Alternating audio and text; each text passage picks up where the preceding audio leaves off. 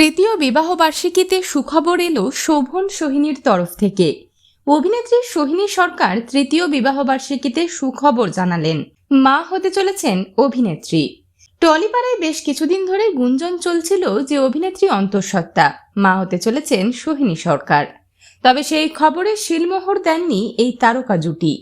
অবশেষে তাদের তৃতীয় বিবাহবার্ষিকীতেই সুখবর জানালেন শোভন এবং সোহিনী। শেয়ার করলেন তাদের দুজনের নানান মুহূর্ত। দেখা গেল সাদা রঙের পোশাকে অভিনেত্রীকে, খোলা চুল আর কানে গোঁজা রয়েছে লাল রঙের ফুল, সঙ্গে তার স্বামী শোভন গাঙ্গুলি। ছবি শেয়ার করে অভিনেত্রী লিখেছেন, ৩ বছরের বিবাহবার্ষিকীতে আমরা ২ থেকে ৩-এর পথে। ছবিতে অভিনেত্রীর বেবি বাম্প স্পষ্ট, চোখে মুখে মাতৃত্বকালীন জেল্লা ফুটে উঠেছে সোহিনীর।